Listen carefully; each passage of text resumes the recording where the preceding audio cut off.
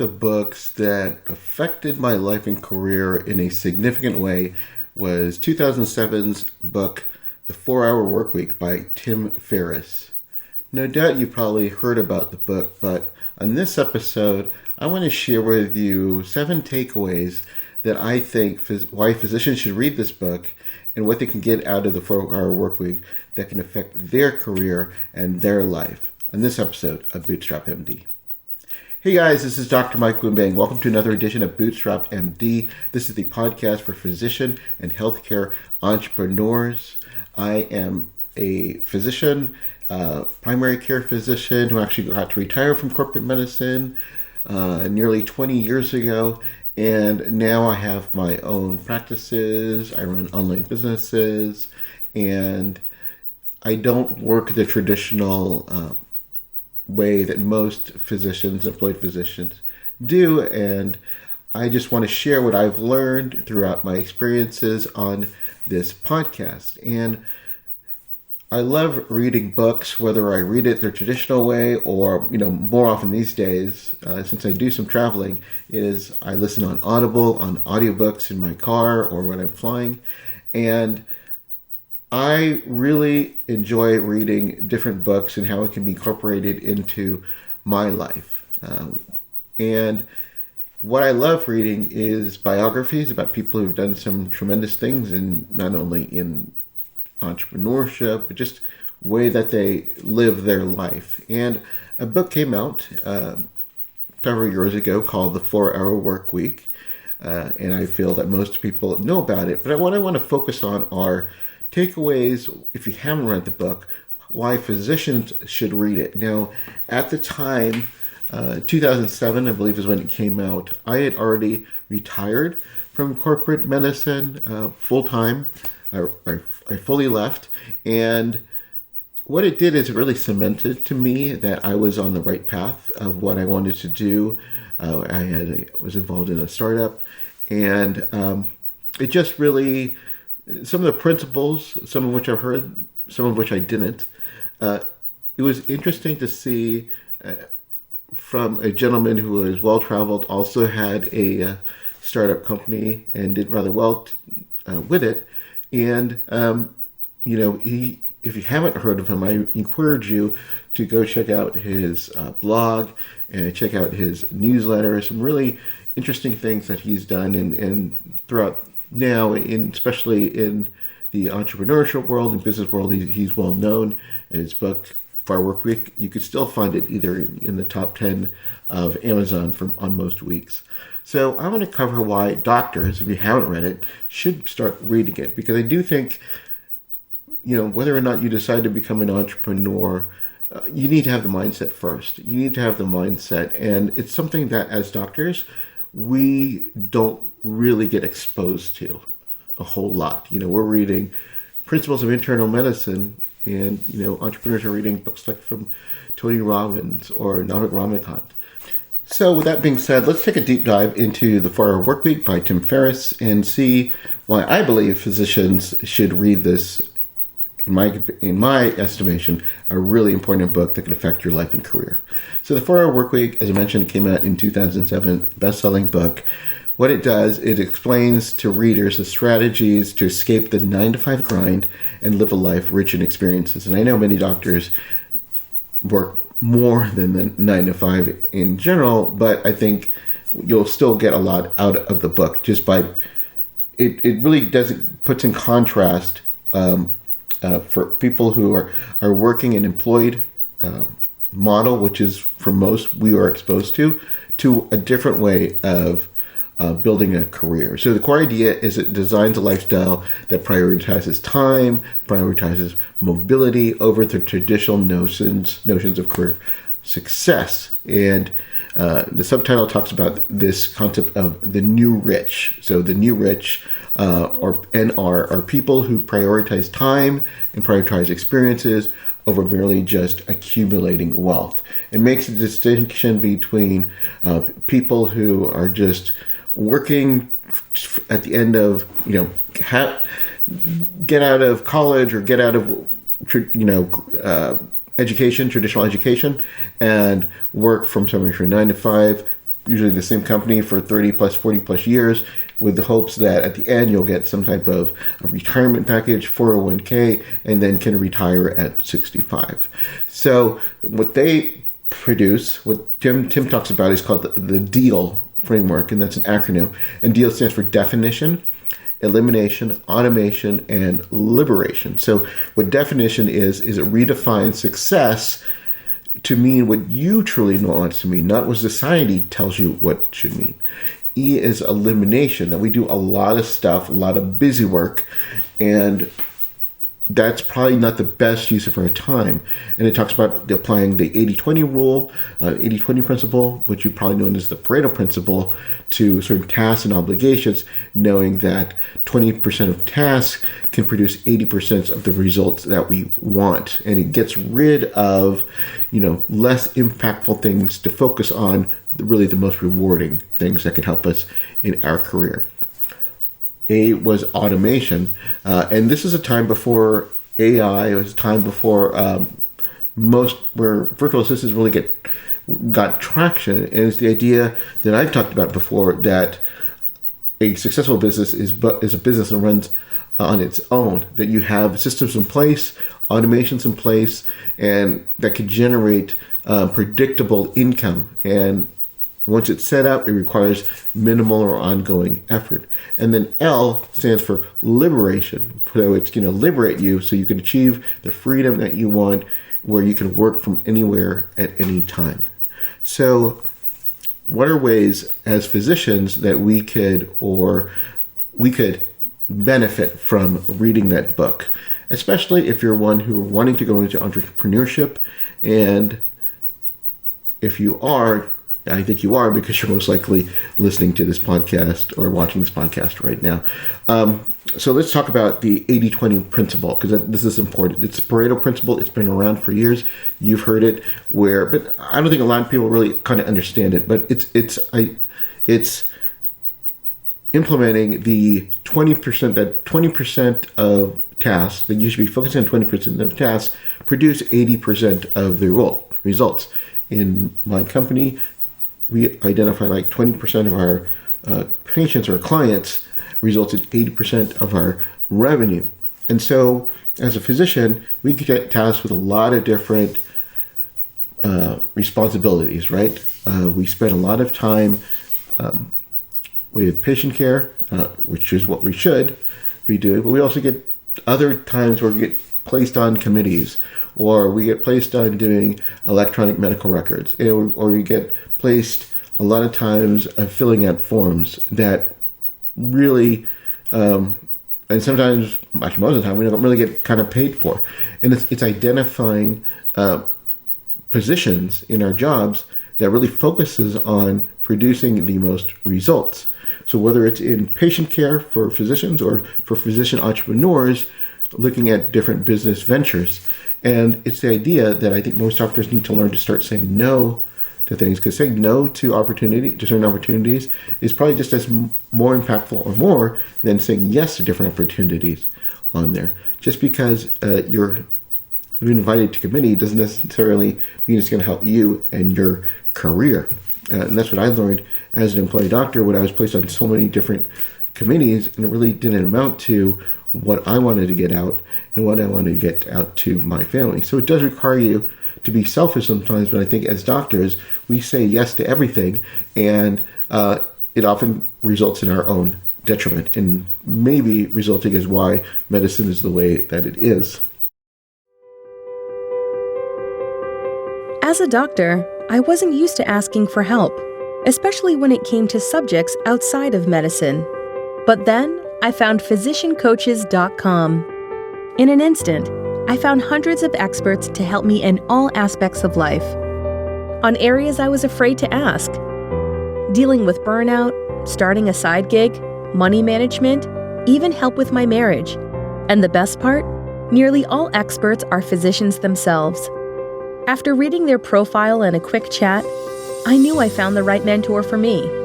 At physiciancoaches.com, help from professional colleagues is just a click away.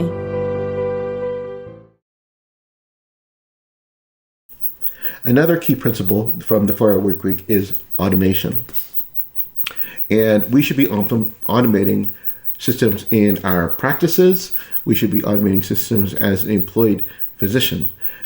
We've seen this with technology, but we have automated appointment scheduling, billing. Sometimes with certain procedures are starting to get automated. But remember, as I've said till I get blue in the face, why is the fax machine still an integral part in medicine? It's an antiquated dinosaur type system. And so what are ways that you can be automating your practice, your career? And that'll allow you to free up time for doing the things that have the biggest impact, like patient care. When you are starting up a business, are you setting up everything where you're producing content, or are you using things such as AI, automated AI, that does it for you? When looking at your scheduling, are you having tasks, even things like setting a time for a meeting, right? Are you using a system like Calendly or Doodle, or are you going back and forth on like, okay, what time should we get back? Are you using SOPs, standard operating procedures when implementing repetitive tasks in your procedures? When you are working with, let's say, people who may work under you, such as medical assistants, and you are training and burning, and you're going through them, and each time you're hiring them, you're having to repeat yourself over and over again. When you could be having them trained to create, screen capture videos that record every process. So when you're training, all you have to do is then show them the videos and onboard them correctly. When you are having procedures, are you having to go in and repeat the same things that you've been saying to each and every patient? Or are you having them watch a video explaining everything about the procedure? So by the time they get to talk to you, you're just basically answering specific questions that may not have been covered in the videos. Those are things that you should be incorporating right now through automation. And along those lines, an important principle that the 4-Hour Workweek talks about is outsourcing. And this was a time when virtual assistants were still early on, but now it's kind of commonplace. So, these days with the cost of medicine, a lot of these companies are now understanding that outsourcing can be a vital component to their company. In your task, are you outsourcing? There's things that you could be outsourcing right now. I think one of the most important things as a doctor is, instead of you having to write everything down and putting them in an electronic medical record, you could be having a scribe, and now you can have virtual scribes that could cost pennies on the dollar, so you don't have to be on your computer, typing that in at the end of the day, most often not getting paid for that type of work. You can outsourcing items in marketing and doing any research, such as if you are starting up a company, you're doing all the research, you could be hiring someone to doing 40 hours a week on research using the internet, or and not even just talking about human outsourcing, but using AI based systems. I'm heading out to a AI conference next week just so I can learn what is the latest in this, so that could help propel me and give my business a competitive advantage. So outsourcing is a very important component in what he talks about in the 4-Hour Workweek. Another thing that was kind of fun and kind of interesting is, my father, unfortunately he passed away a few years ago, but I didn't get to spend a lot of time with him when he was working as a pediatrician. And we would, once a year we would go on a vacation, which is great. Sometimes we didn't. And most look forward to, the 2 or 3 weeks of vacation that we get. And we've seen, of course, burnout is at an all-time high, right? Because we're working intense, long hours. And in this concept, what was really foreign to me when I was reading it was this idea that we should have mini retirements. So, for example, my friend and business colleague, Peter Kim, he takes time off. He's gone for like 3 months out of the year because he has a lifestyle now that lets him do that, and he gets to spend time with his kids. But he's difficult to reach during those times because he is in another country. He may not have phone access, and this kind of gives you a reset, right, into what you're doing. And now we have different types of ways that medicine can be treated, such as the growth of telemedicine, such as using locum tenens. This is now getting to be more acceptable for a physician, where, even though I still see times, especially someone who runs a practice, where, if they have to take any type of vacation, they lose money because they're responsible for bringing in the revenue, seeing the patients. And if they're not able to do that, then they're losing money. I've talked about, the way I design my practice, I'm able to go on long trips. We go on cruises. We try to go on cruises once a year, many times with really crappy internet. But that allows me time because I built my clinic that way I wanted to kind of lead my life and not kind of be chained to it, and the business can still run on its own and even thrive on its own. So having many retirements, again, is not only good for the soul, and I think it's good for your mental health, and it'll also allow you the opportunities to explore different avenues. We work with clients who start to recognize that, and they're taking time to I'm going to look into this venture, or I'm going to take this, I'm going to look into this opportunity and really kind of dig deep into it to see if it's right for me. It allows them to go to industry and networking events that can be crucial to the success of whatever career that they want to get started. Or maybe they'll say, I'm going to work on a startup for a few months on my own and see if I like it and see this is what I want to do. Another important principle they talk about is geographic arbitrage. So I've already alluded to this, is that the way that medicine has changed, we have a lot more opportunities, especially since COVID ended, and this has allowed physicians to be engaged in different types of job opportunities that were really never thought possible before. We see this at the avenue of telemedicine, where you could be working at home, or you could be traveling and working on for your vacation and maybe doing a few hours of telemedicine that way. You're no longer confined to it. We talked about through locums and having not a traditional where you could be working for a high intensive period of time and then maybe take a few weeks off and allowing those mini retirements. And another way is identifying places in the country where your dollar goes a little bit further.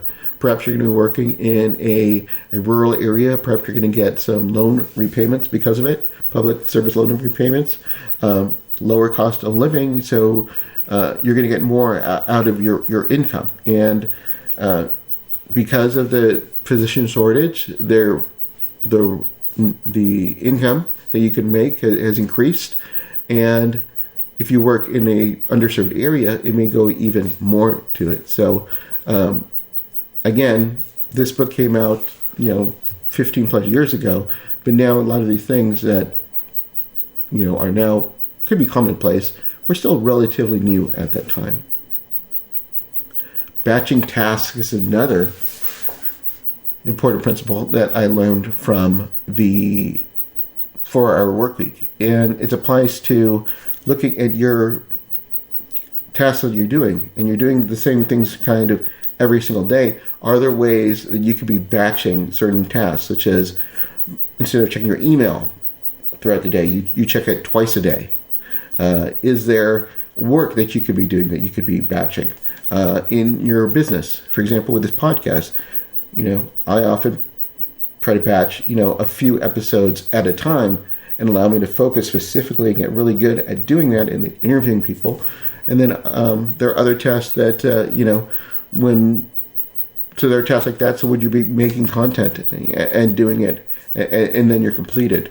are there things that you could be doing at work that you could be batching, such as with training or creating content for your practice? What are ways that you could be doing it? You could perhaps schedule certain periods of time.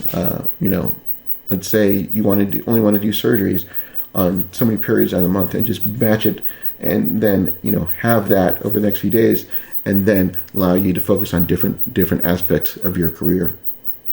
An important principle that I also learned from the 4-Hour Workweek is the idea of selective ignorance. Now we know we get bombarded by information through the internet. They've done studies, and it's 10x, 20x the amount of information that we get. How do we know what is important and what's not? And as a doctor, there's always new things that are changing. Protocols that we learn are no longer being effective. And we also get other stuff of just noise as well, and just in terms of what we're doing. And the idea of a selective ignorance is that given the amount of information that we're getting in research and in literature, focusing just on the most impactful things that you could be doing to make your practice more efficient, to becoming a better employee, to learning different skills that you need as a doctor, such as negotiation, which you don't often get discussed at all or in medical school, but it's so important when we're looking to get a raise or more benefits from our employer. Getting rid of things, maybe with social media, you're turning off some things, and these are all going to be very important, and it's going to make you a more productive physician. And then those are my 7 takeaways that I got from the 4-Hour Workweek. But since you're continuing to listen on it, I'm going to give you a bonus. And that bonus takeaway that I got from Tim Ferriss's book that changed my life is setting boundaries. I've said earlier that physicians, we say no. It's uncomfortable for us saying no, and we tend to say yes to everything, much to our own detriment. But it's about setting boundaries for yourself. So for me, for example, there are times that I'm not available, unless it's, a dire emergency, when I tell, then please call 911 and you can contact me earlier. But there are times that I've set in my calendar that I'm not to be disturbed. So in your office, do you have an open door policy, or are you able to shut it and say, hey, look, and put a sign up, I'm not to be disturbed. This is the time where I'm doing some critical thinking. I'm doing some deep work. And so you should be able to set time slots, and that's going to help with your mental health. It's going to help you become more productive. It'll allow you to explore different entrepreneurial ventures. And so you have to be very wary of those time vampires, those people, who suck the life out of you, or those opportunities that you say yes to that suck the life out of you as well, and it doesn't propel you on what you want to do in your career. So the importance of setting boundaries, again, a fundamental takeaway that I got from the book, and you're going to be better for it. So again, the book has been out. I think it was the 4-Hour Workweek. This is just my opinion. It was a catchy title. He had a different title from it, but his publishers felt that it was a very catchy thing because, hey, everyone wants to work 4 hours, right? It's not necessarily that you are going to be able to work 4 hours.